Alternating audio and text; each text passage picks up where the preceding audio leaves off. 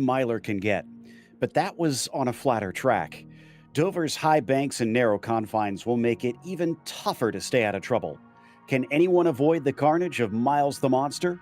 We'll find out soon as we get ready to watch round 3 of the Goat Locker Racing Truck Series, presented by Jam Printing and Promotions. You'll see it all live here on Podium Esports. Hi, I'm Joe Peak, and with me in the booth is Roush Racing driver Joey Atterbury.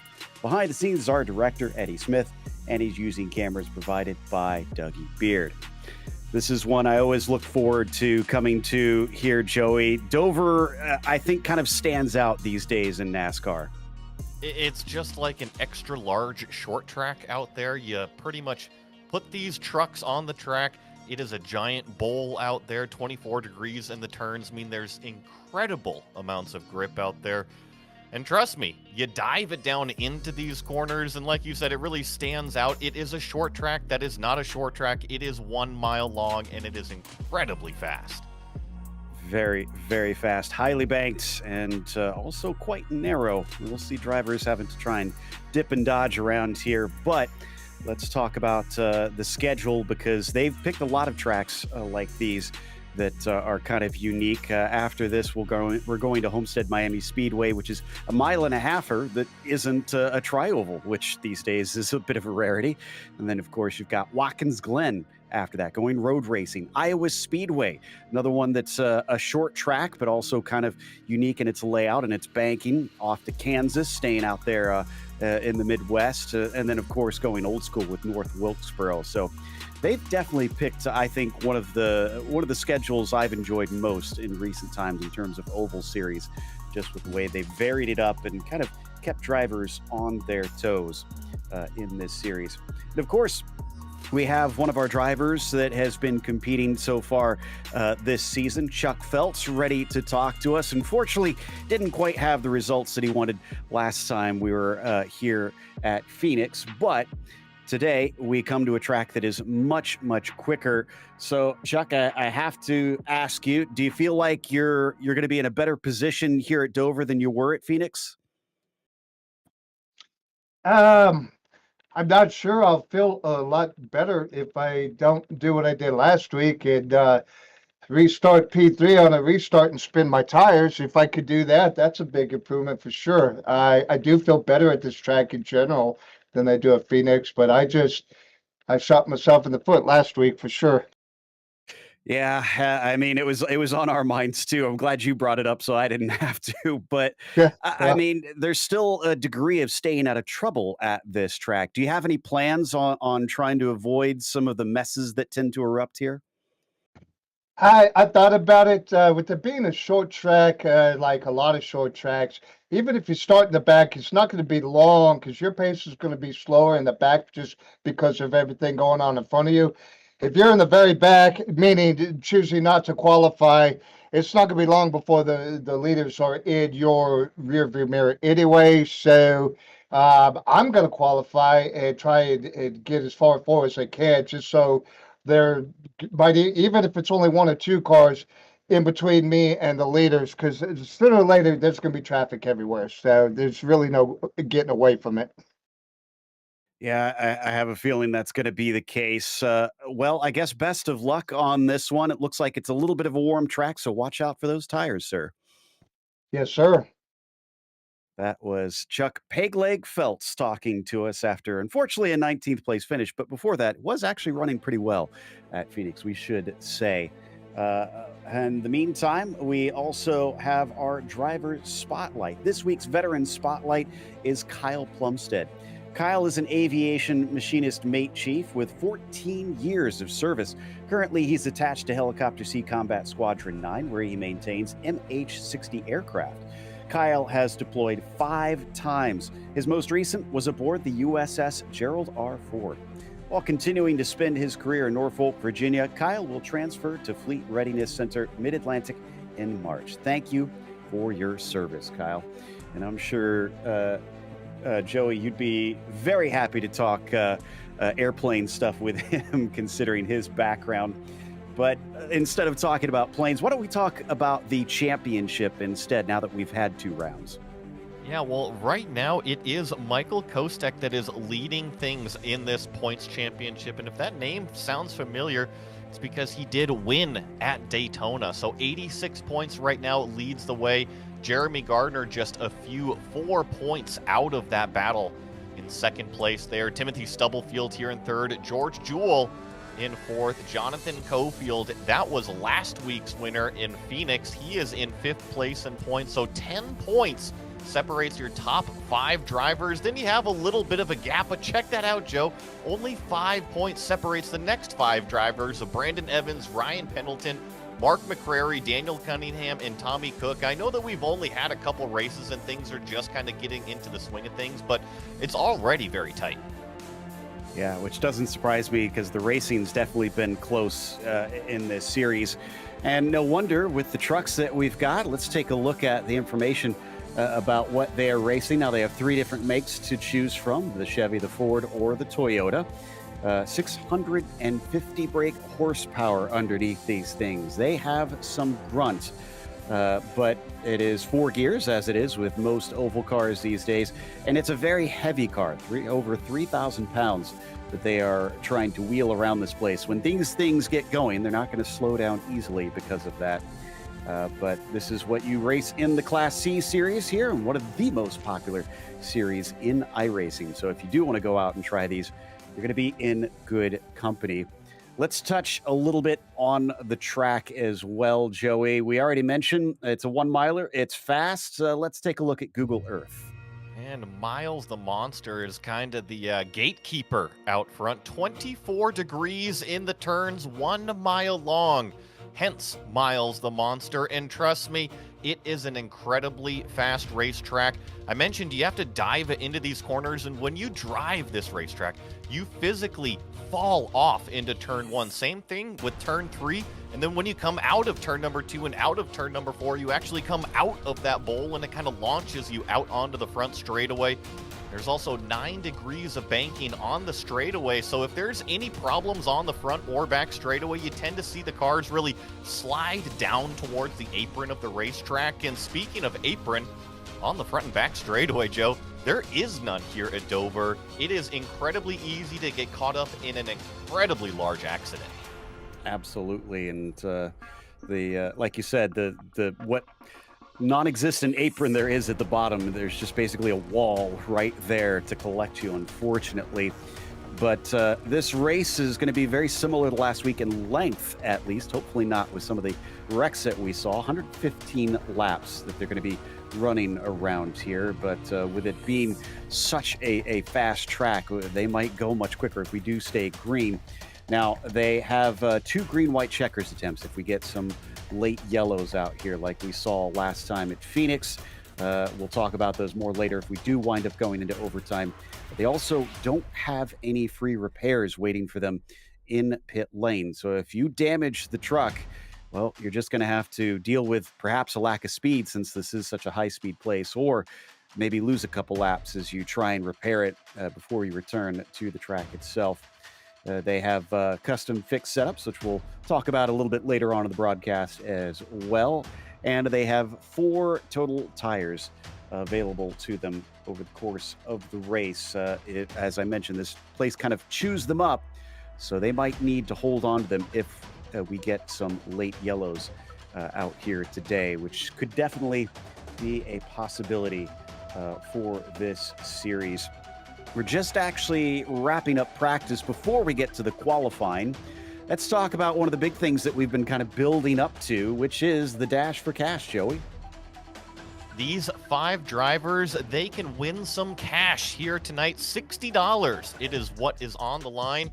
Jonathan Cofield, Daniel Cunningham, Jacob Ellingson, Jeremy Gardner, and Michael Kostek. But the one thing that I'm noticing out here, Joe, I don't see Michael Kostek anywhere on the entry field tonight. The rest of the 4 in practice, they occupy 4 of the top 7 spots out there. So they've brought their A game, they've done their practice, and they want that cash tonight. I mean, if you know you're going to be competing for it, I'm sure they've been spending some time during the week practicing, getting themselves ready so that they can show up prepared. Certainly looks to have paid off if they have, like you said, looking very good in the warm-up. But it's one thing to be fast in practice. It's another to be fast in qualifying and also fast in the race itself because it's 115 laps. It's not just a single one to put down. As we take a glance at a few of our driver webcams that we have for today, Brandon Wallace, though, has decided to give us a miss for at least a moment as Brandon Evans also enjoys. There's Wallace as he slides into his seat, gets ready to start qualifying, gets the headset on, and is ready to go. Qualifying is actually starting right now. And it's 115 degrees out there now. So it has gone up 2 degrees since I was watching earlier in practice. I'm guessing that getting the tires up to temperature won't be as big of a concern. I don't think so, but here at Dover, I think track position is so important. Now, we always talk about track position being important, but with it being so narrow and passing pretty limited here at Dover, you have to be so aggressive to make those passes. I think that qualifying is going to be more important than ever. For sure, more important than we saw at Phoenix, that you could use all of that dog leg and all of the track space available. Here at Dover, not quite the same situation. Well, and the nice thing is, with such high banking, from my experience, it's quite possible to run multiple lanes. So you will see some side by side racing. It's just trying to get that done can often prove difficult because last time I was here within the past couple weeks, it was in the Gen 4 car, so it was slightly different. But the bottom line looked very, very tough to try and get the passes done. You wanted to be up high. Well, and it kind of is a battle of where is the truck comfortable versus where does the truck make speed? Because you're right, Joe. It tends to be kind of more in the middle groove or even kind of diamond in these corners because if you charge into one or charge into three, you can skate the truck up the racetrack and then bring it down for four or turn number two, depending on which one you're approaching there. So I think at Dover, there's a few different ways to kind of approach driving this racetrack. And I don't know if you saw, but Jamie Barkus had that huge power slide coming off of four. Yeah, just as you were talking about skating, I was watching that. So it's like, perfect example right there as Brandon Evans brings himself down the start finish line, and he is just starting his first lap, it looks like. So around to the back stretch he goes, tries to keep it out of the wall. Remember, if you touch that wall, that deletes the lap. You got to keep it clean. It's a really good point, and the drivers only have 2 laps to go down and put down their fastest time available as we watch what the number 39 is going to be able to put down on his first lap. Looks like Brandon Evans is going to charge down there into turns 1 and 2. I really feel like Brandon Evans is one of the fastest drivers I've seen on the oval side of things, and I feel like here in the Goat Locker Racing Series, I haven't really seen that talent come to the top yet. It's not looking like it's showing here in qualifying. He's still in 16th position. He's a bit far down the order. Improves to a 23-1. That looks more representative. He is up to 7th. Right now, the marker has been set by McManus, who has a 22.986 up on the pole. And we just got the shot of the number 8 truck. That was Regis Clark getting loose out of turn number 2. Trust me, folks, that is going to be a pretty common sight that we're going to see, especially on the initial start, maybe even restarts. Those cold tires coming out of that heavily banked turn is a little bit of a doozy.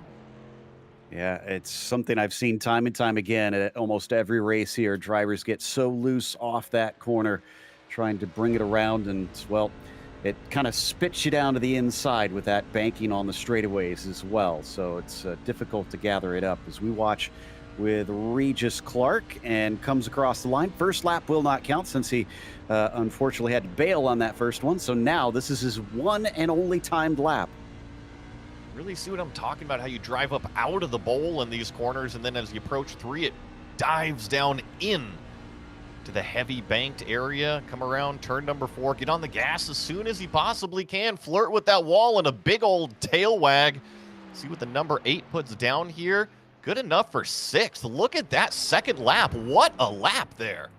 Yeah, he came in clutch when he needed it. So that'll bump him up to row 3. And you might be looking at this track wondering, well, it's also got concrete, which is something that you don't see as often on the oval side either.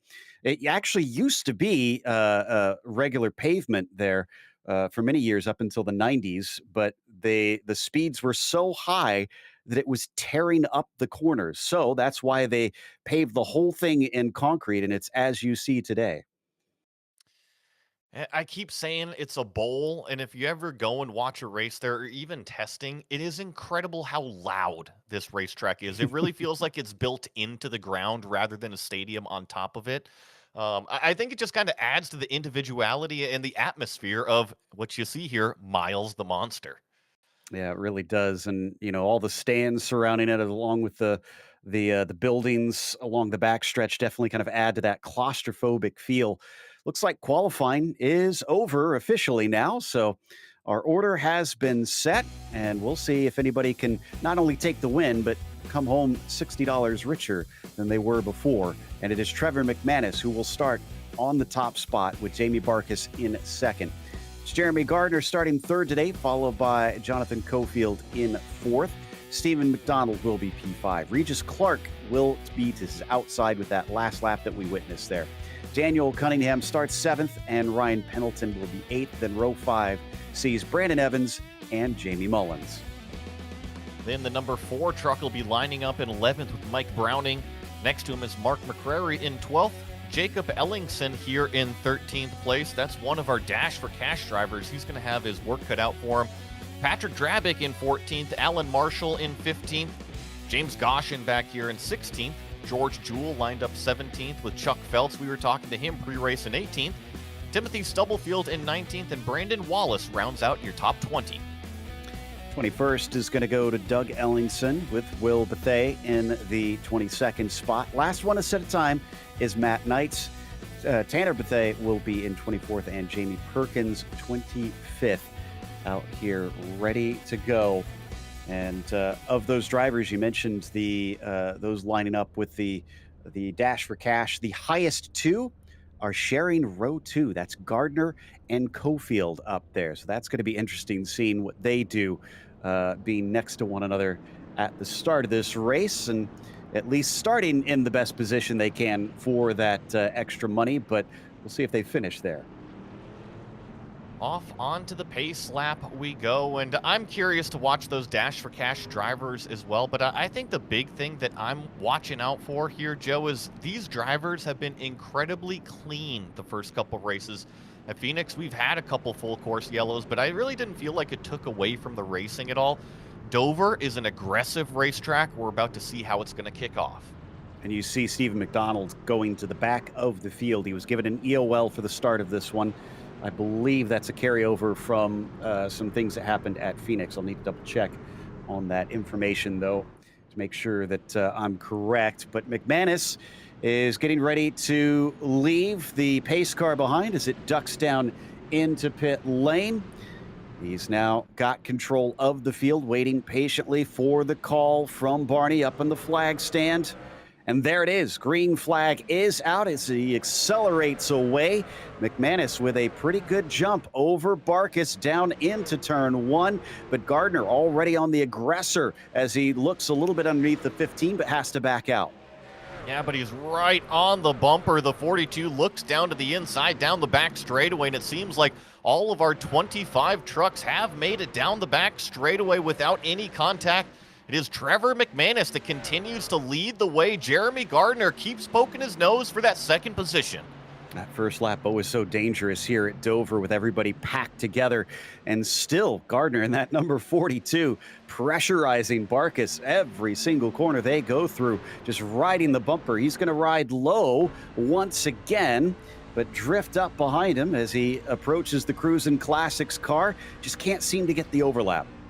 No, and I mean, he is right there searching the bottom side of the racetrack while the 15 really took the middle going into turn number 1 and then closed it down.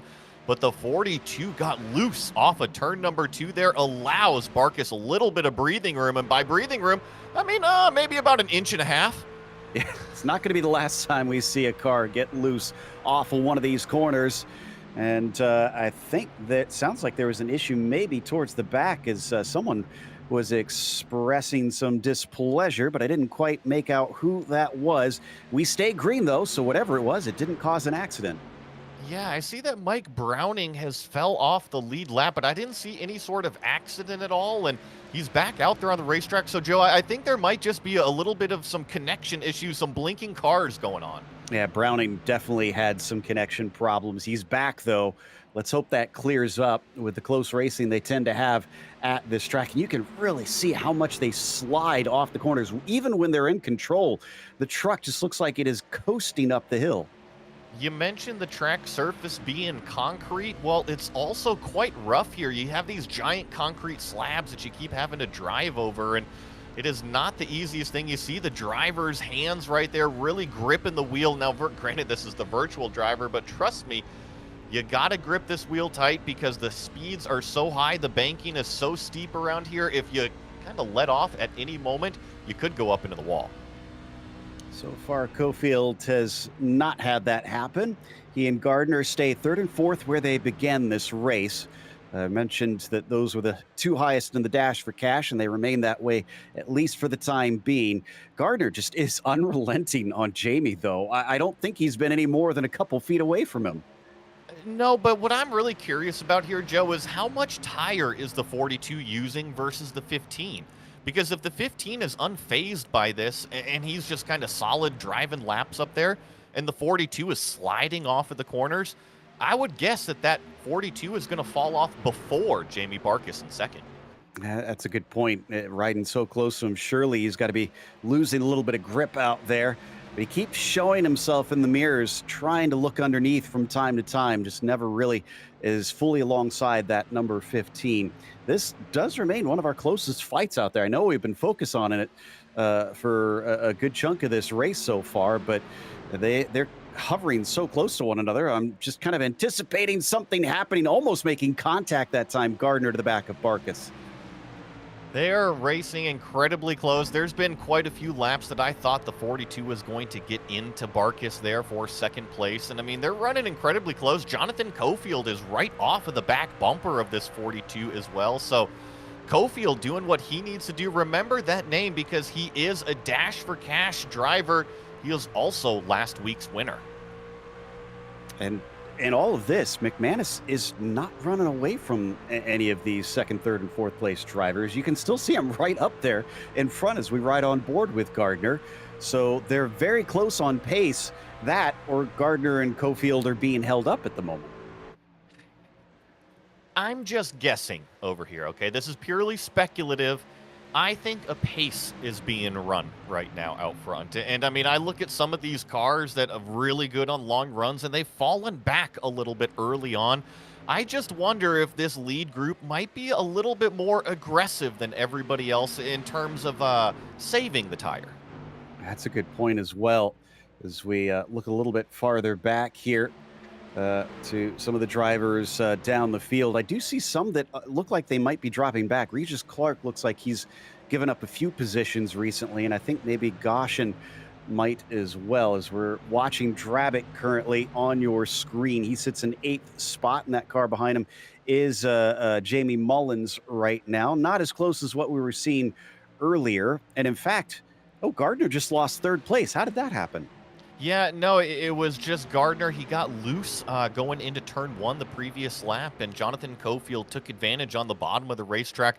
Wasn't anything crazy aggressive by any means that I saw, but I think the 42 just fallen off a little bit. And look at Barkas looking down the inside for the lead on Trevor McManus here on the number 9 coming out of 4. All right, Jamie's had enough of the pace that he was running and is now trying to see if he can go by the 9, but McManus will deny him at least this time. A little bit of a diamond line for Barkas as he takes it in shallow, drifts up, and then cuts back across through turns 1 and 2. Didn't get him the run that he needed, though. He's definitely fallen away from the 9 since he was since this last lap. And I know that I've talked about using up tires early and we're only on lap 15, but I'm seeing Daniel Cunningham. That's that yellow truck in the 5th place position. He is crawling his way back into this lead group of 4. So I gotta wonder, if you're aggressive early, is it starting to fall off already? Or is there more patience and will that pay off later?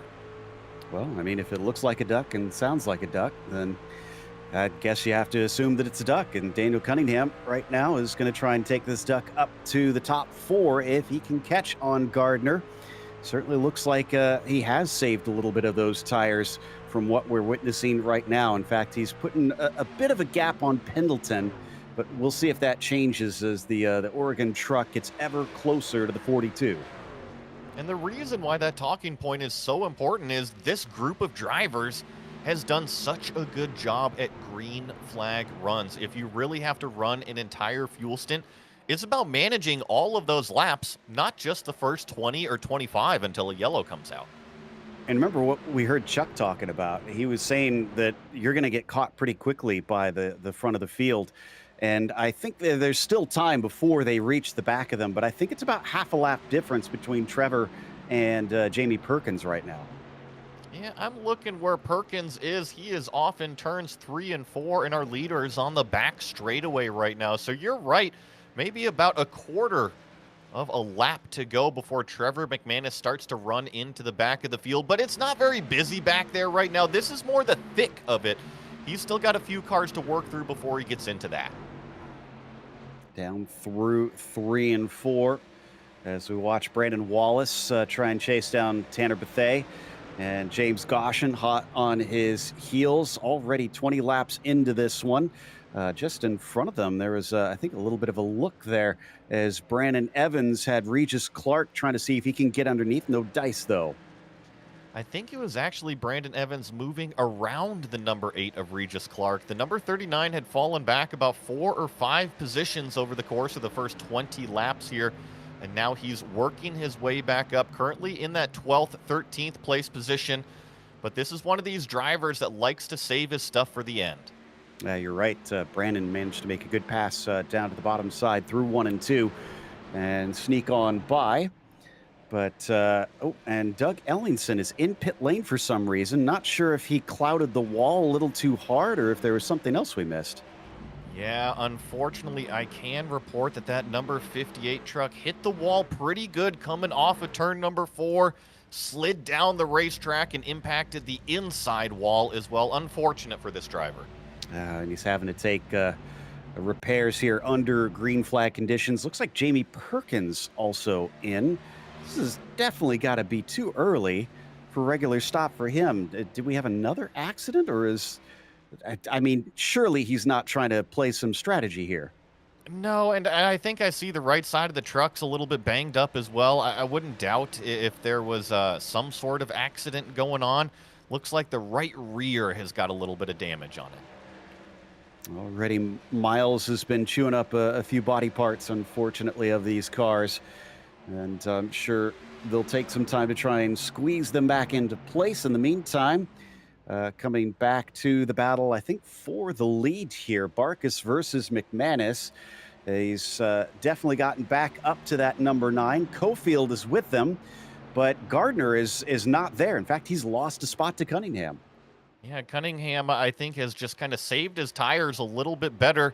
Remember how much that 42 is skating off of those corner exits, and you really got to take care of the stuff. So that 4-car battle has turned into 3 cars as we get that shot of the 42 now chasing Daniel Cunningham. And remember, both of these trucks on your screen right here, the 42 and the 08, they are both Dash for Cash drivers. Now, I saw you looking at the timing screen. You look like you found something interesting. What's going on? Well, it's all that tire save game, right? I don't want to put this driver too much on a pedestal. I already talk about him too much. The number 39 truck back there in 11th place position, he fell back way far off of the start, but he's currently the fastest truck on the racetrack, tracking by about a half a second per lap. Which is pretty darn significant. That's a huge chunk each lap. Surely he's going to, if he can keep that up, he's going to start moving his way up into the top 10, top 5, most likely. Granted, he's a long ways back from McManus, but that can add up quickly if he can retain that pace advantage over his rivals as we come back onto the main straight. And Evans, who we're on board with, can see 3 in line up in front of him. That's McCrary, Mullins, and Drabick. So we'll see how quickly he catches them and if he can actually make his way past. The last lap time, the truck we're riding on board with, 4/10 faster than all 3 of these trucks that he is catching. And you can see that he's just nice and smooth on the racetrack, not really sliding the truck off of the corners, just taking what the truck is going to give him. And as those competitors run side by side and skate up the racetrack, The 39 just keeps on chugging, doing what he's been doing all race long. Yeah, that was McCrary that we saw, gave a big look down to the inside of turn one, and then maybe decided it wasn't the move right now. Now he's going to try and ride high, see if he can cut low off the corner. And it does look like it's working for him. He's getting awful close to the back of Mullins. He'll have the inside, but can he finish it? Yeah, it's side by side for these two trucks coming off of turn number 2. That's a big funnel area. They managed to stay off of it, and it looks like Mark McCrary is going to shift back in line. But now the 3 trucks has turned into 4 because the 39 is going to be looking for a way around Mark McCrary here in this black and blue truck. But check it out. Mark once again with a good drive off of 4, but can't quite capitalize on Mullins in front of him.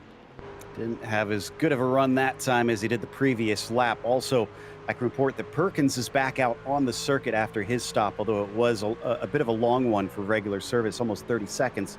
And Doug Ellingson has not returned. He's gone about 11 laps down at this stage. It's going to be kind of a case of picking up whatever spots he can scalp after this stage, no doubt, if anybody else has any sort of incidents. So Evans has caught them, but it's one thing to catch, it's another to pass.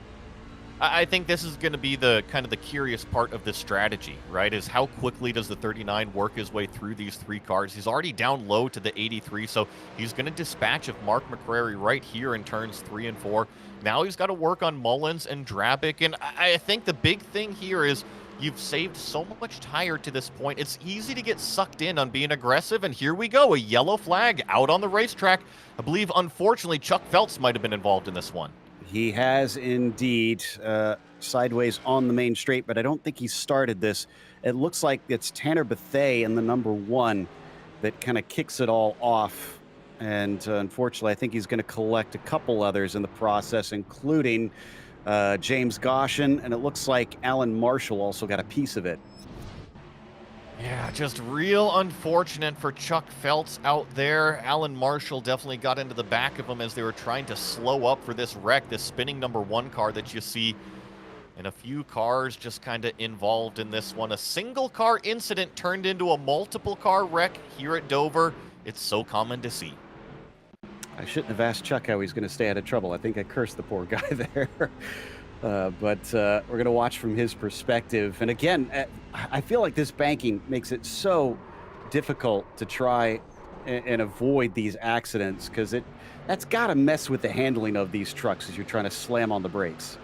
100%. And if you watch Chuck Phelps in the black and red car, he gets shoved into this from Alan Marshall in this green and black 82. So really unfortunate for Chuck. He's just along for the ride. He's checking up and just gets shoved right there into the wrecked car. Yeah, that really wasn't Chuck's fault at all. But this has kicked off the pit stops. No wonder with the drop-off that we saw in pace, at least for some of the drivers, who can use this as a lesson to maybe do better on the next one is out of the pits. It looks like McManus is going to wind up where he started. So good on him for a nice clean stop. Well, we've got the time. Let's go over one of our sponsors, Jam Printing and Promotions. Since forming in 2013, Jam has contributed printing and promotional sponsorships to more than 60 local nonprofits, with a primary focus on organizations that assist veterans, women, and children. They have been with Goat Locker Racing since the very beginning. Local and veteran certified, when they do well, they do good in the community. So big thank you to Jam Printing and Promotions as well for all the help they've put on for this show. And as I mentioned, McManus returns back in front. Cofield is back where he was as well before the pit stops. But Gardner, I think he gained a position back, maybe even 2 during those stops. These racers, they love to prove me wrong all the time, Joe. I was saying the 42, he was burning the tires up. He was falling back. Daniel Cunningham got by him. Well, the 42, Jeremy Gardner went back up and passed Daniel Cunningham before the yellow flag came out. So Jeremy Gardner still has plenty of speed out there on the racetrack. And while the lights are still on over here, we can talk a little bit of pit strategy as well.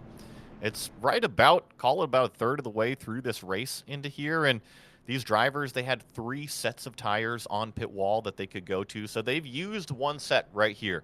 If you pretty much double that green flag run, it'd be pitting about lap 70, lap 85 or so. You can use that second set, and if, Joe, if a green-white checkered comes out, that would leave one fresh set at the end and a track that concrete and rubber, it's worth lap time. Okay, well, keep your eyes peeled then, especially late in the race as Jamie Perkins is going to pit this time by. Already a lap down, unfortunately.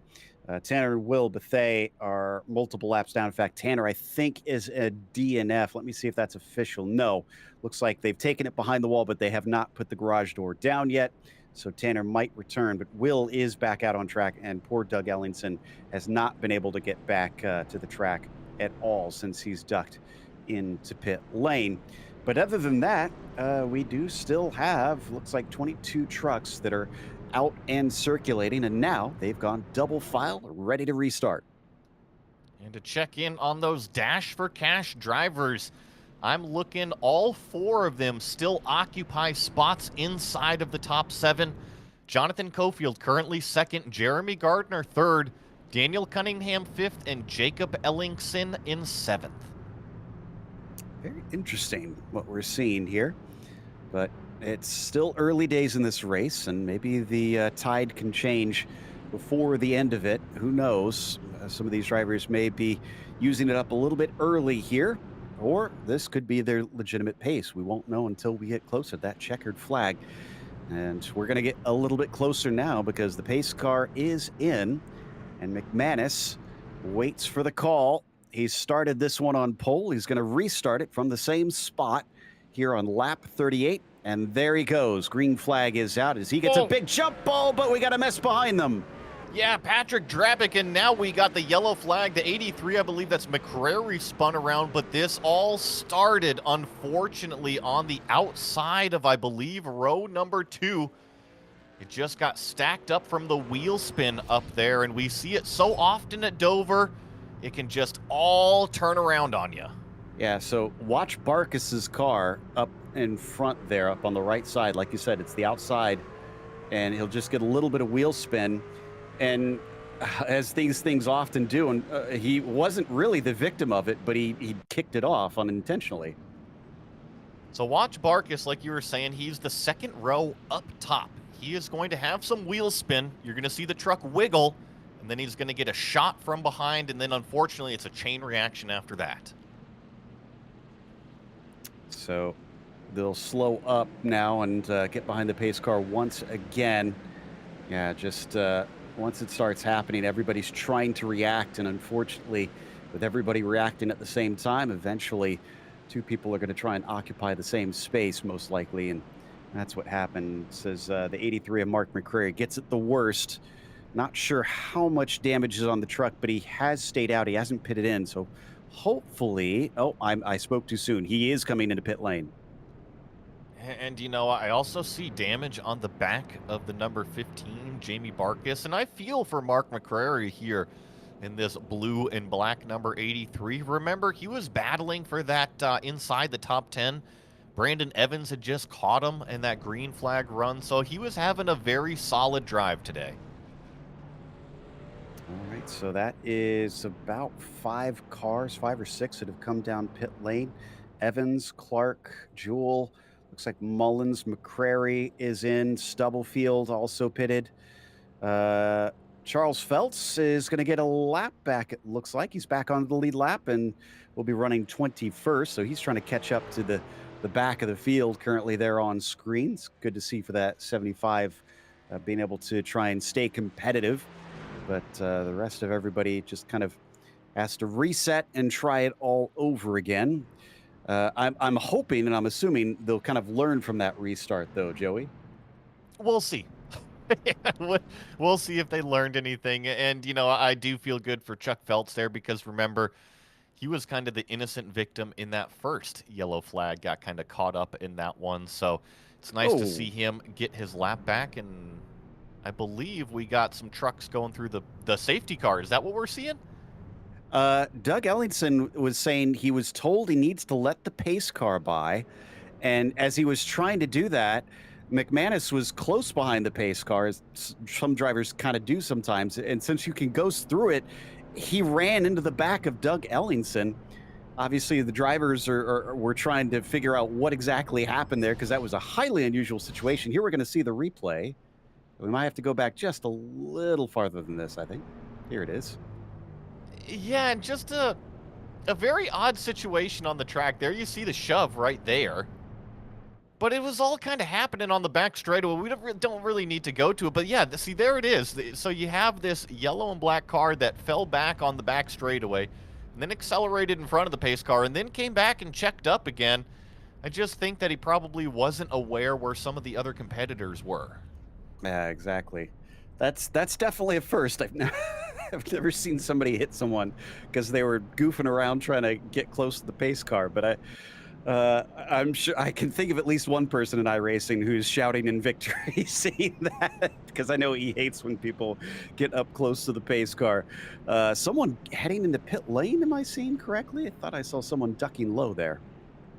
Very well could be. You know, there's been some drivers that have tagged the wall throughout some of these 41 plus laps that we've done so far. So with this second yellow stacked so close to the first one, I think it's giving those drivers an opportunity, I should say an additional opportunity to come down, fix up those trucks, probably not put that second set of tires on, but at least fix some of that damage and fill up the tank of fuel. All right, back to double file, restarting on lap 43 now. This should extend this somewhat if we stay on a green flag run. But I wonder if it will be tire limited, and we'll see if some drivers try and pit in. But we're on 2 cautions now here today, one after the other. And, okay, Cofield is kind of going ahead of McManus for some reason. Now he's going to back up and let him get alongside him. I was going to say, he's got to be careful because you can get a penalty if you're a little too far ahead of the leader at the restart. So he needs to make sure he stays at least level or behind that number 9. There we go. Pace car is in once again and looking for that restart zone down to the inside. They've hit it, and he goes immediately. McManus not waiting around. Green flag is out, and this one looks a lot better. It's a great launch down into turn number 1. It's going to be Jonathan Cofield with no pressure behind in second place. But now Gardner in the 42 with an excellent run coming off of turn number 2. But here comes Cofield himself. He's going to make a move for the lead. Jonathan gets down to the inside, but the 9 carries the speed up along the middle lane as they go through 3 and 4. They'll still be neck and neck as they cross the start-finish line. And behind, Jeremy Gardner kind of watching to see who he needs to throw his hat in with. It's really the 53 trying to carry the momentum on that low lane. You're right, the 42 is just boxed in behind. He's pushing McManus down the back straightaway. We'll see what the number 9 can do during this high line through 3 and 4. What kind of drive off of the corner can get. It seems pretty even between the low line or the middle groove. Tried his best to try and get this done. He wants that track position in that number 53. But he can't get the launch off the corner. McManus continuing to pinch him down, preventing him from getting completely ahead and finishing the pass into the next corner. They'll remain wheel to wheel for now multiple laps. This time, though, much better launch for Trevor. Is he going to shut the door? He's going to leave it open, actually. Yeah, it's still side by side, and I do have to say I see the 53 wiggling around a little bit, but there's a slip up from McManus on the outside. Coming off of turn number 2, I really thought it was Cofield that was making some mistakes on the bottom groove or maybe kind of using up the tires a little bit, but it still stays dead even for the lead. Wow, 7 thousandths between them as they went across the line. And it was still McManus who led as they crossed, getting credit for leading that lap. We did see Cofield get his nose fully ahead that time, coming through turn 4, and there is not as far ahead as we saw before, but still was slightly ahead. And in fact, he was marked as ahead as he crossed the line. Still, he struggles to finish it up. This has probably been a good 6 laps side by side. I mean, ever since the restart, right? He poked his nose down into turn 3, and it's been side by side this entire time. But I really got to wonder what the 42 and the 27 are thinking. They've just been sitting back here, and now we got a wall hit from McManus off of 4. Trevor maybe a little too focused on Jonathan for a while there. I noticed he was getting close to that wall, and that time he slapped it. He stays away from it coming out of turn 2, but this has given Cofield just a little bit more of an edge. You always wonder what type of damage those wall hits do. Sometimes they don't affect the car at all. Sometimes they really knock the front toe out and the steering wheel doesn't even drive straight anymore, but it seems like the number 9 truck might have gotten away with it. And Jonathan is, Trevor is acting like nothing happened. He's still fighting him hard and is actually pulling back ahead again. This has not only kept Gardner with him, but Jacob Ellingson is now rocking up to the back of both of their bumpers. This time it's Cofield that is going to get loose. A little bit of a moment, and now he is officially behind McManus, so the number 9 clears finally for the lead. He has been waiting for that call from the spotter. Clear, clear, clear, and instantly down to the bottom of the racetrack. Finally there. I don't know if we mentioned it, but Barkas did get an EOL for causing the last caution, so he was sent to the back and has been spending his time trying to climb back up. But we watched Trevor McManus looking at his onboard cam, seeing what he's doing with the wheel here, still being closely followed by all 3 behind him. So he hasn't been able to run away now that he's been able to get that racing line back. I gotta say, Joe, I'm loving the color coordination between the gloves and the wheels and the truck and everything. The green looks good. Got to look stylish if you're going to be leading this race, although he drifts up high, and now the 53 is going to get back under there once again. Can he finish it up? No, he does not go fully ahead through 3 and 4, pinching him down. Trevor McManus comes within inches of that 53 through the corner. They'll stay side by side. Jeremy Gardner watching, wondering, oh boy, are we doing this all over again? No, we're not. There goes Cofield. Yeah, and the 42 is going to follow him through. Watch the 27 of Jacob Ellingson. He says, I've got the door open. I'm going to take advantage of McManus on that high side too, and I just don't think that the 9 has any tires left to battle anything right now. Absolutely freight trained. Could not hold them back. As soon as one was passed, the others just followed suit, and now he's down to 4th. And Drabick has started to catch because of that. You can see him in the white truck just behind them. That white and orange, kind of the creamsicle truck right here of Patrick Drabick, driving it through 3 and 4, reeling in these competitors. I'm going to take a look at this lap time of 24.2, so he's right on pace with our leader, and he actually closed it in about a 10th and a half on that number 9 truck right in front of him. Checking the lap times for Evans just to see kind of where he was, and he's about matching what the leaders are doing at this stage, but not going faster than him. Maybe he's still in preservation mode. But Drabick here still chasing on Trevor McManus and continues to reel him in. Trevor now actually losing a little bit of touch with the top 3. I think you're right. I think those tires might be shot here. It's just so tough, but also mentally, right? If you are locked into that battle and then you get shoved off of the playground on the high side, sometimes you yourself just have to take a little bit of a moment, take a deep breath out there and reset everything. And I think that's what Trevor McManus needs to do. And not only that, but probably cool everything down on that truck. Well, we'll see if he can call dibs on the teeter-totter once he gets back to them. But for now, he is still doing his best to just hold on to this stint. We're down to 58 laps left to go. So we are past the halfway mark of this race. Coming down into turn 1, Gardner was challenging for the lead earlier in this race, and it doesn't matter whether it's Cofield or McManus. He is once again going to get right on that rear bumper. Right on board with Jake Ellingson right here in this number 27 truck, just hounding the back of Gardner pretty much all race long.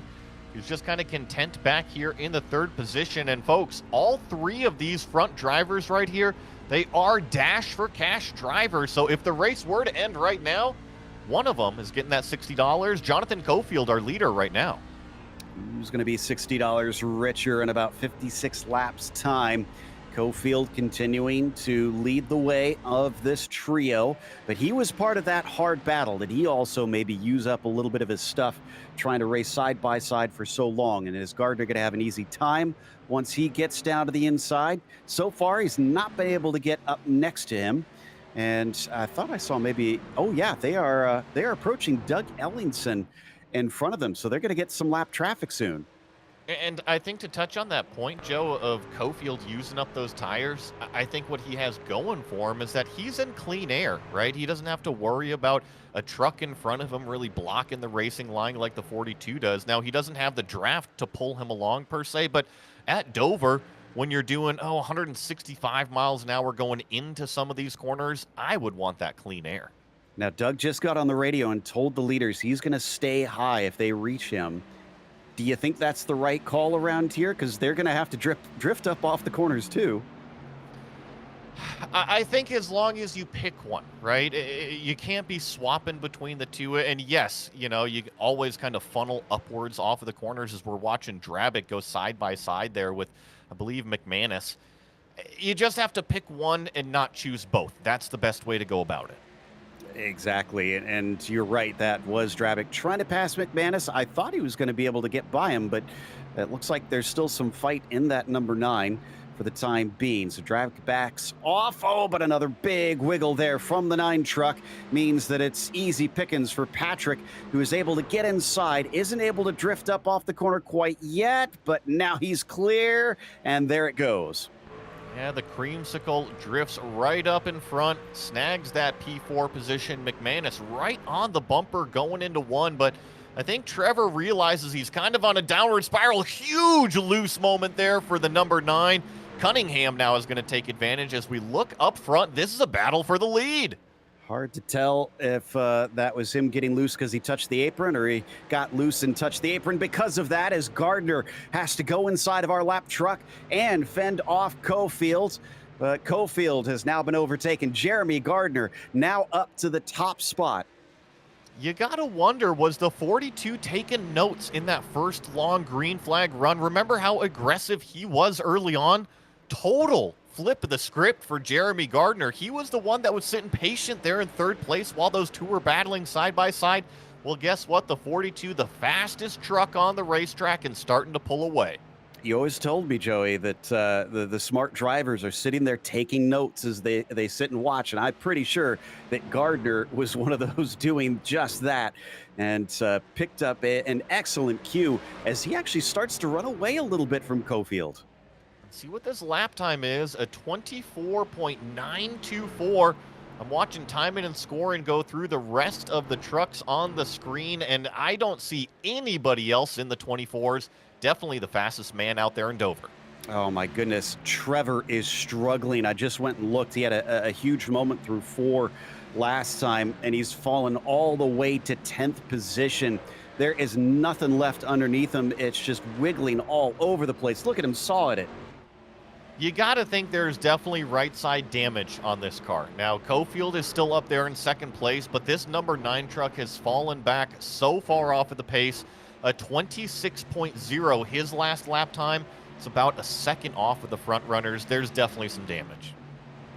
Not having a fun one on this one, and that's McDonald that's currently behind him. Steven trying to maybe wait for the right moment to get by cleanly as he's going to poke his nose in behind them. Thought I saw a truck down to the bottom getting loose. That it looks like James Goshen. Yeah, I believe this is just a solo truck. Had a wall hit coming off of 4 and then had the heavy impact on the inside wall. And Trevor McManus slow on the back straightaway, so he must have had a pretty significant hit as well. Yeah, I think he actually wow. Didn't hit it, maybe just tapped that outside wall. Was able to keep it pointed forward, so no yellow, but cost him down to 17th. Now, I saw Trevor have a huge loose moment in 1 and 2 about a handful of laps ago, and that pretty much is what bit him again. But hey, you know what? Tip of the cap, because that was an amazing save to really prevent anything from any worse damage. Here he is down pit road, though. I don't blame him. I mean, he's got to do something here because that truck looks diabolical. And he's going to see if maybe it'll stay green and he can charge back through the field here with 44 laps to go. Remember Brandon Evans? He just overtook yet another spot. He's up to 7th now. He's starting to do Brandon Evans things. 25.2, our leaders running a 25.2 as well. So that 39 starting to pick up the pace on the racetrack. And like you were saying, has worked his way up into 7th. The next truck on his list is the number 99, Brandon Wallace, who we haven't really mentioned much at all here today, but I'm looking. Joe, check out that number 99, up 14 positions from where he started. An excellent job. Also, Ellingson and Drabick are each up 10, so they've also been some hard chargers here today. And McManus, oh, this is not a scheduled stop. McManus has been in for almost 30 seconds. Unless he's getting some sort of penalty here, he might be trying to repair some damage. Dover is a cruel racetrack, and apparently Miles is out there smashing race cars. I can assume off of turn number 2 and turn number 4 is his most popular spot, kind of like Hungry Hippos, but with a fist.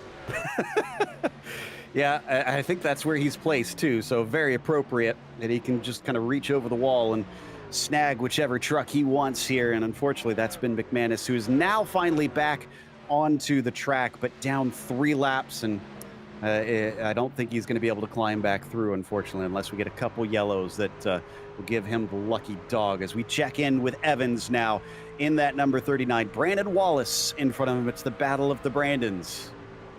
As he dives into turn number 3 here, the 39 easily going to clear the 99. We're going to see if Wallace wants to try to do a little bit of an over-under, but just doesn't have the grip underneath him. A 25.17 passing a car for the number 39. Compare that to a 25.3 from our leader. So I think the 39 is starting to kind of settle into things. Well, that was a very short battle in the end as we watch from Evans towards Cunningham now, looking for a top 5. From there, he's got a little bit of distance to get up to Drabick, but it certainly seems like that 39 has the pace here, as he's also riding a lane lower than Cunningham in front of him. And I just want to report, Jamie Barkus came down to pit road and he completely spun the truck on pit entry. I wouldn't doubt if he was also speeding on pit lane. So I wonder if the pit window is open right now. People are trying to take advantage, but it all went bad for the number 15. Yeah, he's got a black flag for that entry, unfortunately. So yes, he was speeding, and he's going to have to serve that. He was doing that at the same time as you saw George Jewell pitting in. So definitely a number of drivers trying to get the undercut here, some more successfully than others. Jonathan Cofield onto pit road. So that's really our first of the lead group. And here comes the rest of them. Here's Jeremy Gardner and the rest of our front runners. The 39 of Brandon Evans stays out on the racetrack. I don't know about that move, though. If I was him, I'd come in right this lap, because I know he's got good pace, but he's going to lose so much if he does not pit while everybody else gets fresh rubber. I totally agree with you. He's got to come probably, if you want to stretch this out at all, Joe, it's got to be in the next 3 to 4 laps that you got to come. If you stretch it out to 5+, you're just burning a lot of time on the racetrack, like you're saying, losing track position at that point. Well, he stayed out another lap. Let's see if this is the one where he finally decides to enter in. No, he's not making motions. The 39 stays out yet another lap. Jeremy Gardner is already back out there and getting up to the banking. There you can see him. He's the highest car who is pitted at this stage. We're going to have to see how it all plays out. Jonathan Cofield in this number 53. Remember, he came down a lap earlier than the 42, and because of that, he has leapfrogged out to what will be the lead group once all of the pit stop cycles kind of take place. You see the 42 about 10 truck lengths back. Now, another potential theory here. If Evans decides not to pit, does he have the fuel to just carry on straight through to the finish?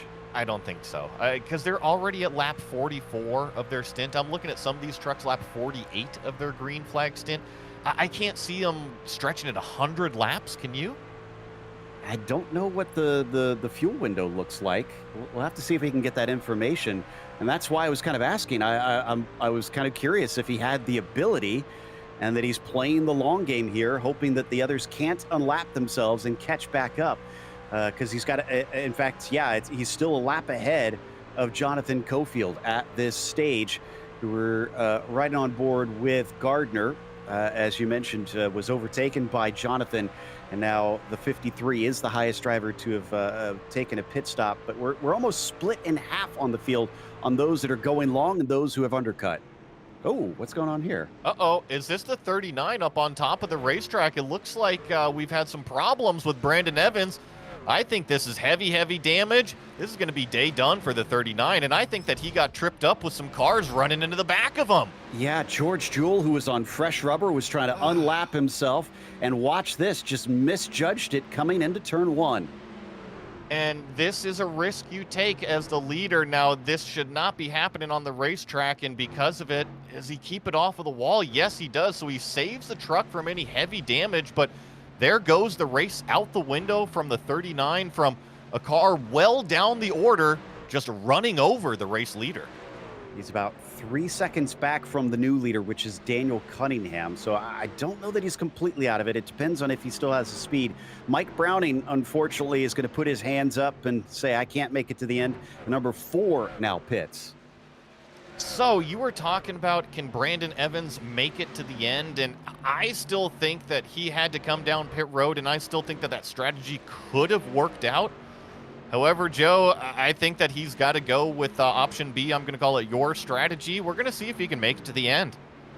Yeah, maybe he'll have done some fuel saving and has enough to try and stretch this one. We don't know. Giant question mark. Whenever these fuel races happen, it always leaves us on the edge of our seat until we get down to that last lap.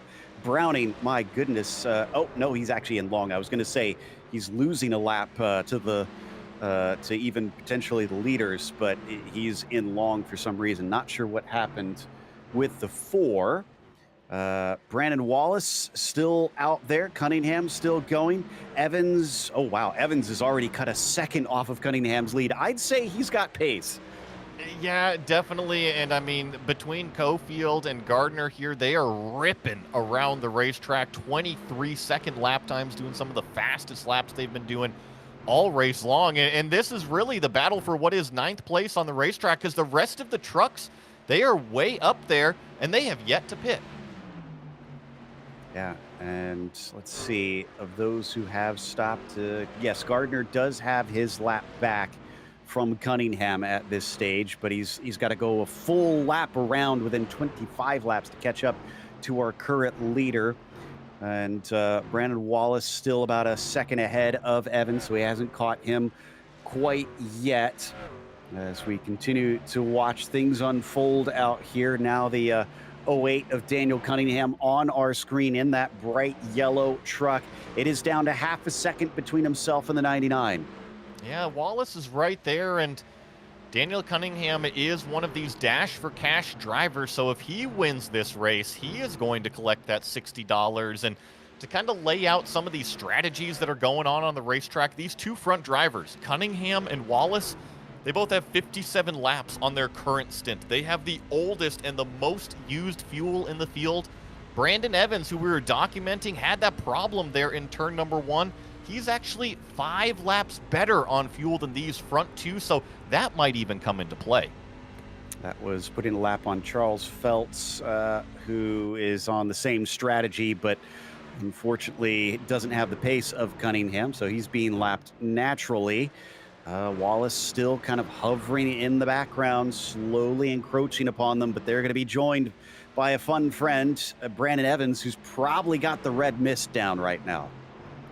And I wonder how aggressive he's going to be, right? If he knows that he's got to save to make it to the end, does he know that the trucks in front of him are 5 laps shorter on fuel?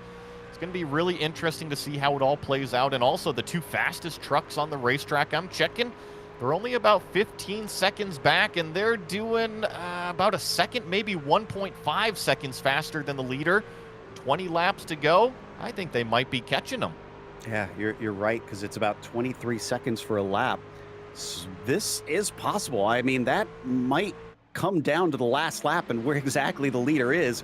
At that point, you got to throw a Hail Mary to try and guard off of one of those cars that has got to be massively quicker than you. Brandon Wallace starts to lose some time on Cunningham and instead is falling into the clutches of Brandon Evans now at this stage.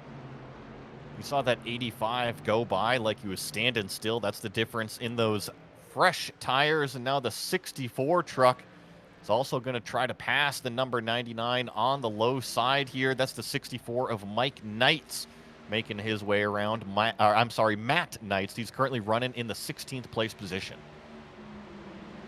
Gardner's now down to 12 seconds behind him. That is pretty much exactly half a lap between the leader and the car chasing on the alternate strategy. As we wait for this to unfold, Cunningham just politely letting cars by at this stage, trying to unlap themselves, just trying to bring this thing to the finish. Now 18 laps left on our ticker. And where is Jeremy Gardner? I think he's still our highest driver. Yes, Gardner is the highest one chasing right now with about a second over Cofield. And I see Gardner, he's right in the middle of turns 1 and 2 right now as Cunningham is coming out of turn number 4. So about a half a lap to the good right here as we ride on board this number 08. But 17 laps to go. I'm still checking out that Delta lap time difference. It's about 1 second faster for the 42 as well as Cofield in the 53.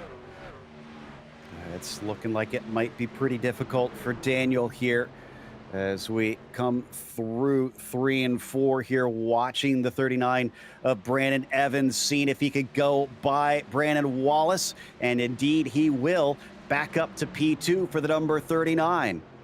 And hey, you know what, Jamie Barkus, shout out to you because you are on fresh tires right now, and he is staying incredibly patient working his way through these lead group of cars right now. Jamie Barkus only has 19 laps on his tires. And there you see the 39. Give him the bottom side of the racetrack. The 15 says, thank you very much. I'll be seeing you later. Jamie had to serve that penalty, so that's why he is 3 laps down from the leader currently and not in this fight for the win.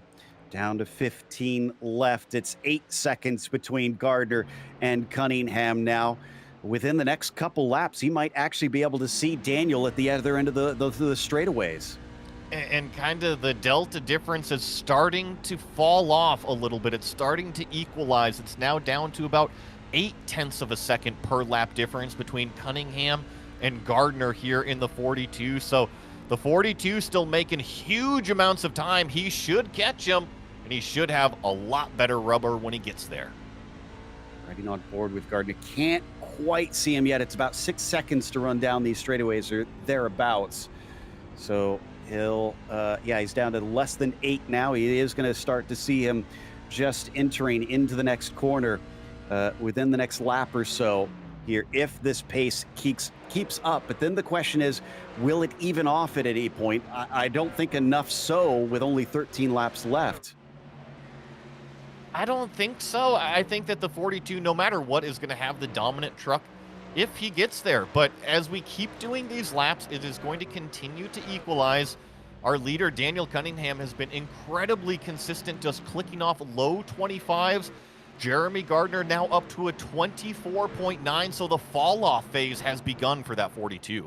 Interesting. Although I think he also was dealing with lap traffic. Charles Feltz was trying to get out of the way. On top of that, Brandon Evans adding an extra thing into the mix here, because he's now down to 0.3. He has actually reached Cunningham, I think we can say. He's made this a battle for the lead. And so what if Cunningham doesn't have enough fuel to make it to the end? Remember, this truck that we're riding on board with, 5 laps better on fuel than our leader. If Cunningham have to save at all, it's just going to fall right into Evans' lap, but that 42 still coming. Brandon Evans probably in no mood after losing that lead from a truck coming up back behind him and almost sending him into a spin. You can see the leader up in front of him as the motion rig wobbles back and forth in his seat, just trying to tell him what exactly the truck is doing. And I think he may have scraped the wall that time. He got really loose. You saw him readjust the hands on the wheel as he kind of let the truck skate up out of turn 4. He also has some right rear damage on that truck from a little bit of that earlier incident. So I think if Brandon Evans wants to win this race, Joe, he's going to have to go up there, get on the wheel, and force a pass around Daniel Cunningham, who wants to take home that $60. I'm pretty certain he's going to give it a try if he can. Like you've been saying, he's got a little bit more fuel to play with, but it might be more down to tires. We're not entirely sure. It certainly seems to be playing a part in it, as here is the 42. He's up to 6th place now. He is within almost 6 seconds, so just about to that range. He's having to deal with lap traffic. That's the other thing that could play a part in this, going by these slower trucks. Well, and I'm looking, you're right, 7 laps to go. His current gap, it's still about 5+ seconds. That lap time of 25.2, our leader a 25.2, so the 42 getting held up big time in that traffic, plus with the tire fall off. I wonder if Evans maybe did damage the car a little bit with a couple of brushes with the wall, because it went from 0.3 of a second now back up to 0.5 of a second, having a few problems after looking like he was going to be hard to defend. And now Cunningham is in a little bit more of a comfortable spot than we thought, and now we've got a yellow flag. Oh my goodness. This is for Alan Marshall here in the number 82 truck. We're going to see exactly what happens, but before we get to that action, oh my goodness, this just turns that strategy on its head. I think this is a solo incident coming off of turn number 4. A little bit unfortunate to see the yellow flag come out as we see him hit the wall, but he doesn't spin until turn 1. Oh, he was trying to save it. Yep, back up onto the banking on the straightaway. That upset the truck. Around he goes, and that's enough to bring out the yellow. Surely Cunningham has to come in and get tires. I don't know how he'd be able to hold them off. And yes, he is coming in. So is Brandon Evans. Who is going to stay out is the question. It's brought everybody, Joe. I can't believe this. The 42 is coming in. Cofield's coming in. It's brought the whole field. Yeah, I guess they also don't have a choice at this stage. They're going to have to try and fight. So maybe this worked out decently for Cunningham because this kind of equalizes everything. And I don't think this is a green-white checkers. I think this will restart with either 1 or 2 to go. We're going to see how it plays out, but we're watching Cunningham. He got stopped in the box there exactly how he needed to. The 42 and the 53 as well. Nice job stopping on their marks there. And I'm also curious, 2 tires versus 4 tires, because here's the 39 rolling out of pit road. 2 tires and snags the lead. Brandon Evans and Cofield actually both going to take the 2-tire call to get the track position. What is that going to do for the handling, though? Because these are massively different tires. Yeah, but I think that everybody is on somewhat plateaued and equaled out stuff. Now, Cofield does have about 30 laps better of the inside tires, but is that going to be enough to really drive the car forward? I don't know. We're about to find out. Evans, though, that's what, 70 laps or something like that? I'd lost track before the pit stop there. I mean, that's a huge, huge difference for the 39. And we're still waiting for everybody to try and get lined up here. I don't think we've got lights off. No, lights are going to stay on. So at best, I think it's going to be a 1-lap shootout. Well, and I think the most curious part, those 2 tires from Evans and Cofield, right? We've been talking about, well, they're on old stuff on the inside. Daniel Cunningham, that 08, that yellow truck that was in the lead when the yellow flag came out, well, he's the first truck on the 4 fresh tires. And he's also dash for cash. Cofield's a dash for cash. Gardner's a dash for cash. I see Ellingson back there in 8th place position. So I feel like any one of these 4 drivers with that $60 up for grabs might be making some moves. You know, and all of our focus on what was going on with fuel/tires, with the pit strategy, I hadn't even considered what a caution was going to do to all this. And now we've got differing strategies even within that pit stop, just to throw another wrench in things. While we've got the opportunity, let's mention those that help these drivers out on the track. Premier Racing Setups. It's the longest running setup shop on iRacing, established in 2016. They offer many different options to help take your sim racing career to the highest levels. With over 50,000 customers worldwide, they've got the tools you need to compete with the best. And a special thank you to them for donating setups for the Truck Series. Also, let's mention Veterans for Life Foundation. The goal of the Veterans for Life Foundation is to both revitalize communities and supporting military veterans and their families' successful transition back into civilian life. Through support, services, counseling, and education, they provide permanent, affordable housing to veterans and their families. So, a big thank you to our many sponsors to help this help this series out. And it looks like we are getting a green white checkers. Indeed. And remember, we have 2 available green-white checkers here in the Goat Locker Racing Series, so if we don't get it done on this first attempt, we will line them up for one more try. Now that's interesting because the lights are out on the pace car, and I thought it was supposed to be one to go this time by. So I guess it automatically decides if it's going to be a 1-lap shootout that it'll reset it to a 2-lap shootout for the green white checkers. So we're into overtime. Drivers are ready to go, but we've got 2 drivers at the front on 2 tires. Green flag is out. Oh, struggling to get it going. Cofield into the wall. Will we stay green? We will. They managed to take off, but Cunningham immediately back into the lead. Cunningham, using those 4 fresh tires, drives right underneath Brandon Evans through 1 and 2, but check out Jeremy Gardner. He's going to be looking to the outside, and now we've got a huge wreck down the back straightaway. I believe the 53 of Cofield involved.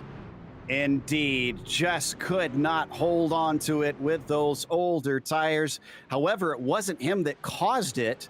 It looks like, I think it was spinning the tires from Jacob Ellingson, maybe. No, it was the 8 car. The 8 truck got loose, and that kind of kicks it all off. I believe the 8 is Regis Clark.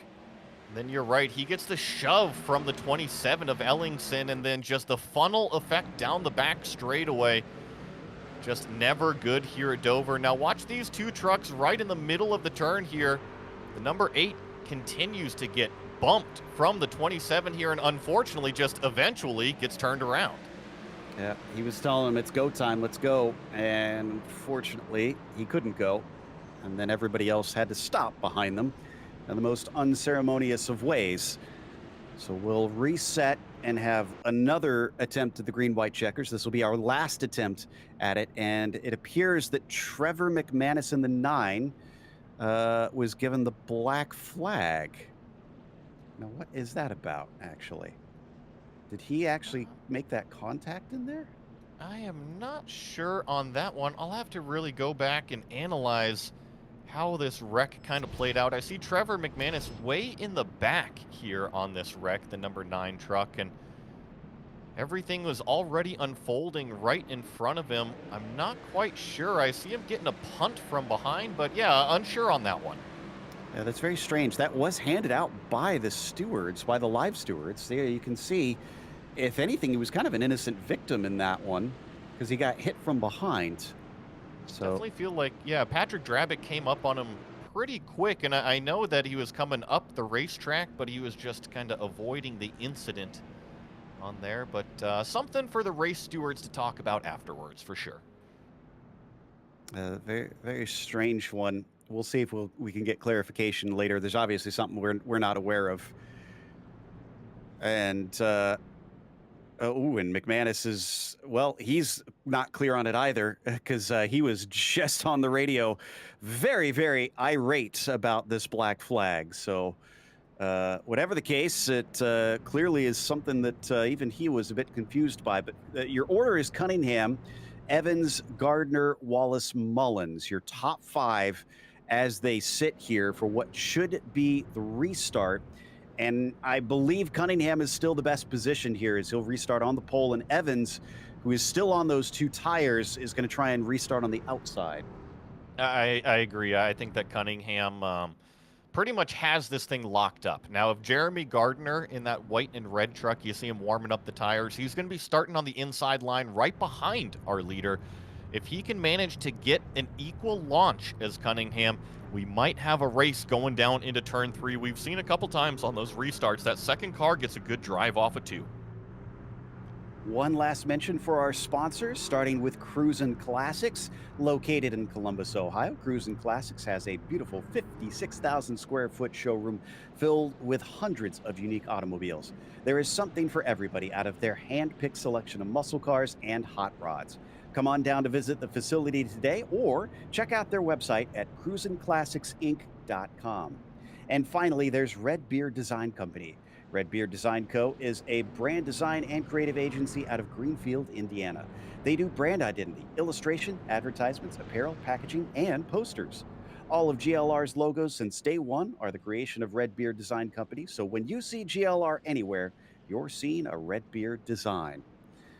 All right. It looks like we are now stacking up double file once again for our last attempt. Now, if they do not manage to get to the white flag this time, that will end the race. So that's probably going to up the ante because drivers are going to be desperate for position. Absolutely. No matter what, we will see a winner at the end of this one. Is it going to be Daniel Cunningham, who really has just kind of hung out inside of the top 5 until the last quarter of the race, where he opted for that long strategy and found himself in the lead, came down and got those 4 fresh tires, and now finds himself in the perfect position as long as he grabs that hole shot to claim a victory?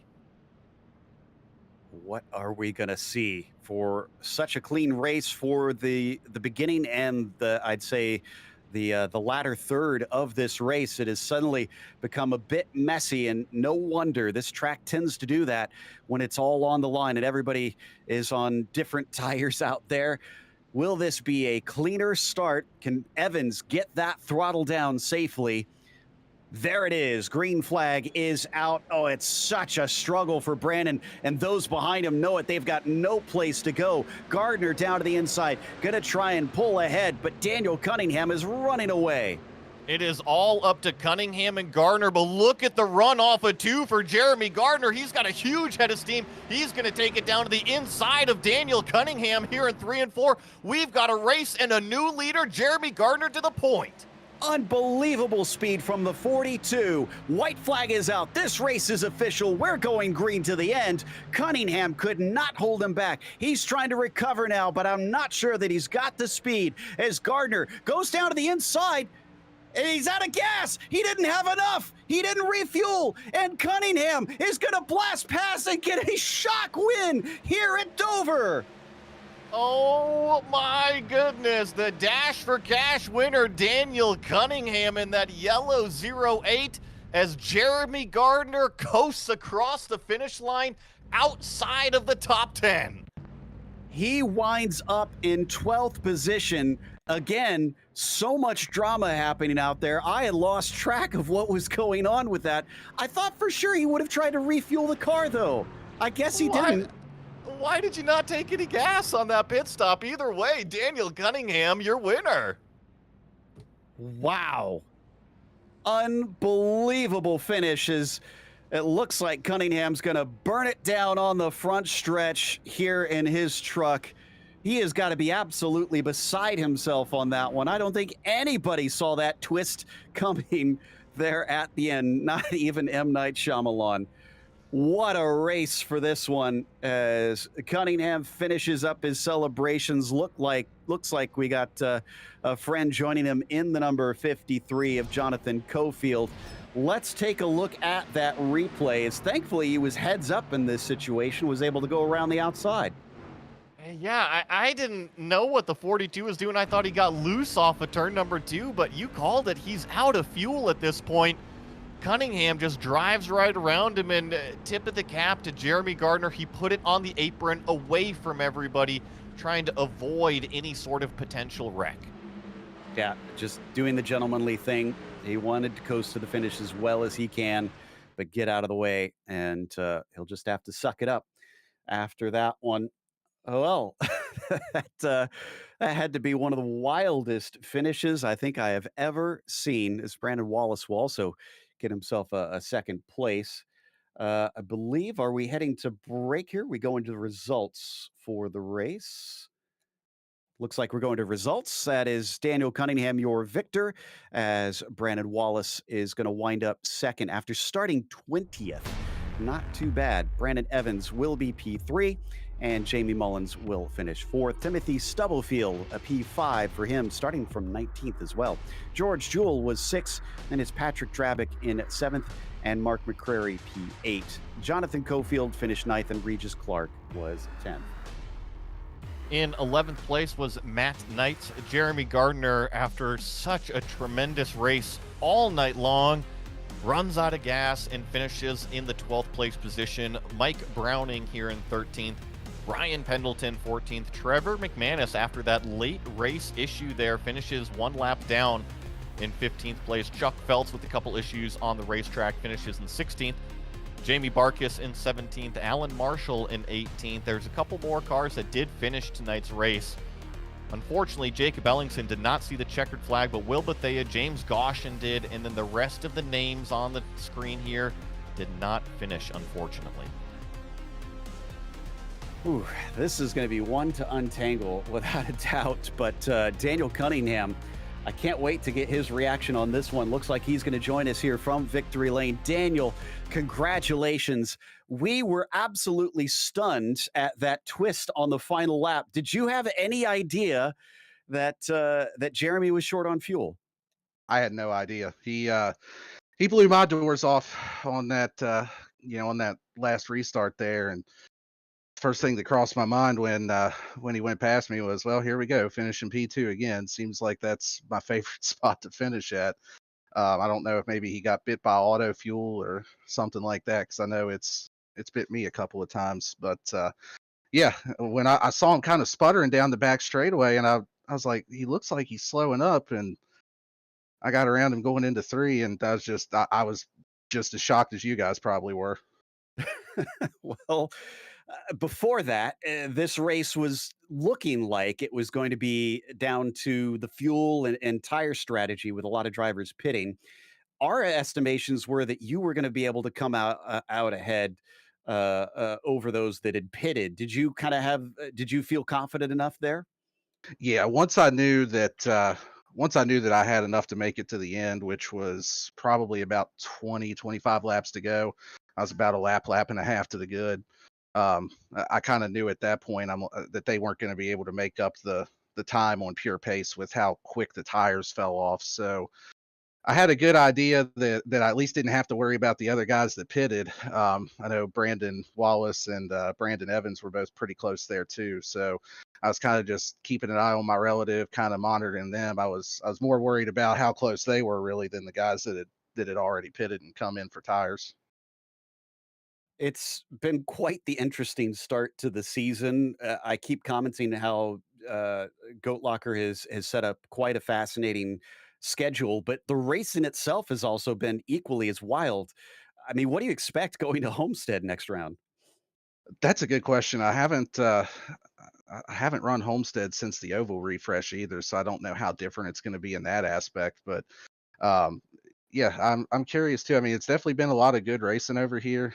This is only my third race that I've run in Goat Locker, just starting this first series I've run over here. I appreciate them letting me run.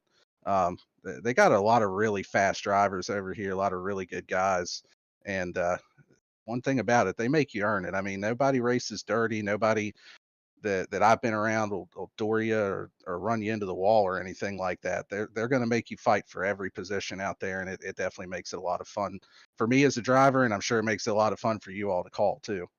It really does. Well, again, congratulations not only on the win, but on being $60 richer, as you are our Dash for Cash winner, sir. Yep, appreciate that.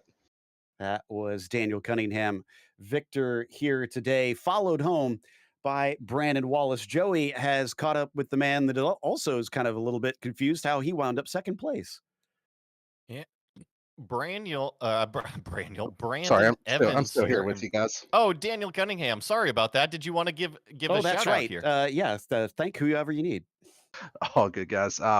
Appreciate all the admins over here, all the work they're putting into it, all of our league sponsors with Jam Printing and Promotions, Premier Racing Setups, Veterans for Life Foundation, Cruising Classics, Right Now Roofing, Redbeard Design Company. Appreciate all my Bandits teammates, always supporting each other and helping each other out. It's a really cool dynamic over there. And it's really cool. It's the first win that I've gotten with University of Oregon on there. So win the day and go Quack Attack. And I had mentioned that as we are kind of on board early in the race as well. Now we're done with Daniel Cunningham, and we can indeed talk to Brandon Wallace.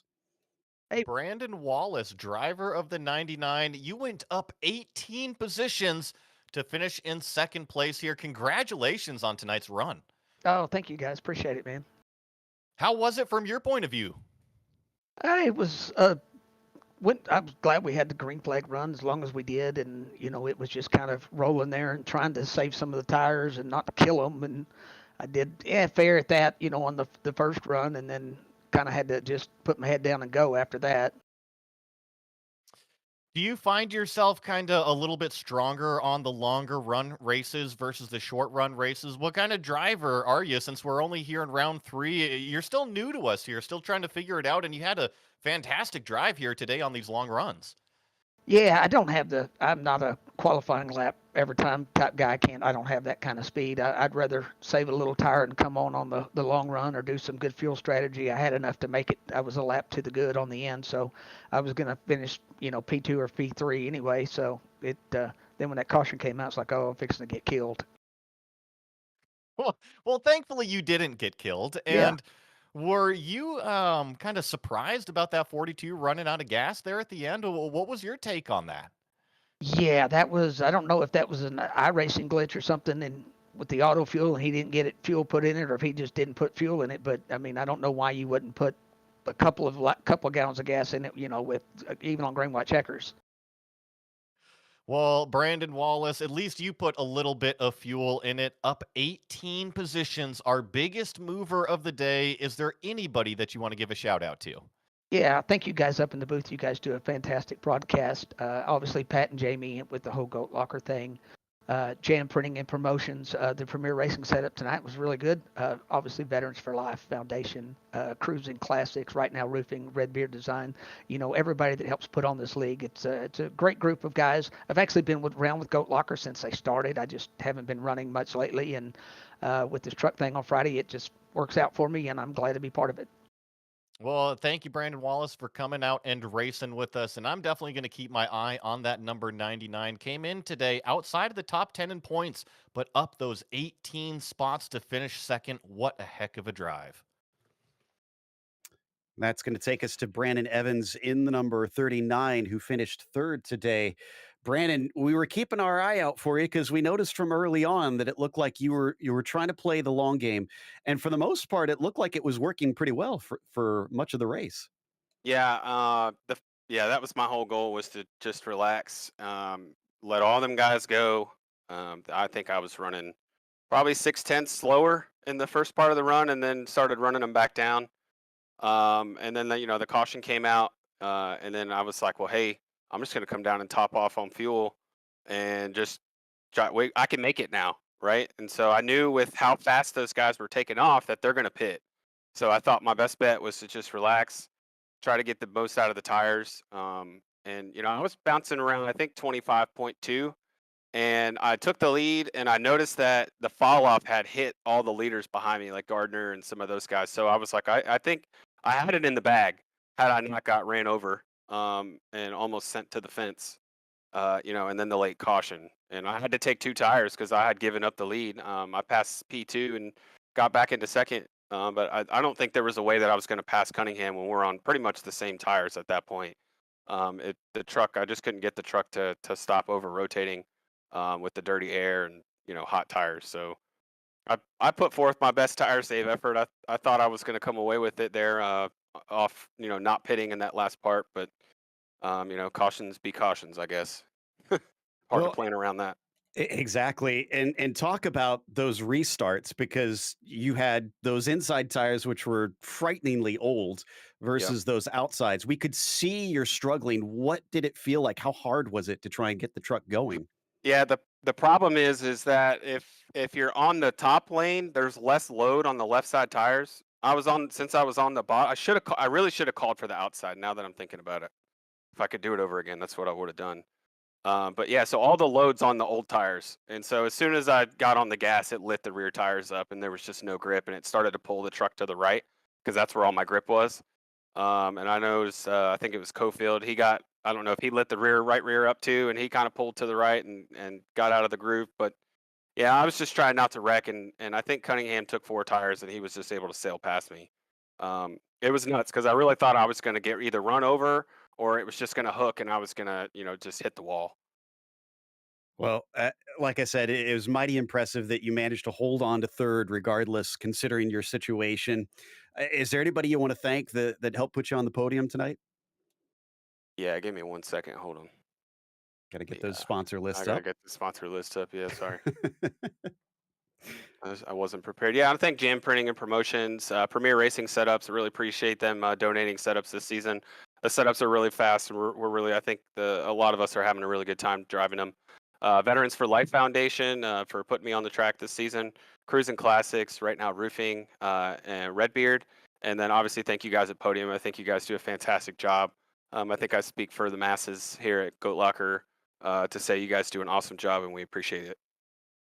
Well, we appreciate the show that you guys put on. That was Brandon Evans, who took third here today in some impressive circumstances. And Joey, man, we're going to be going to Homestead, which is a little bit more traditional compared to some of these tracks that we've been at, but still its own unique one. I mean, how do we even predict what we're going to see with the way this racing has been going this season? Traditional, right? It's a mile and a half, right? But it's an incredibly low grip racetrack. It's not concrete like we saw here today, but just sand constantly blowing all over that place. Tons of racing room at Homestead, though. Multiple lanes of racing, so I feel like we're going to see the trucks really move from the bottom to the top lane, and it might be the first time in this entire season long that we've seen the trucks migrate all the way up to the top and really rim ride that wall around that place. We'll have to watch and see. And as we said, next race will be Homestead. That'll be Friday, February 9th at 8:15 p.m. Eastern. However, we want to give a big thank you to the team today as well, Eddie, Joey, and Dougie. And make sure and tune in because until next time, race clean, race hard. We'll see you on the track.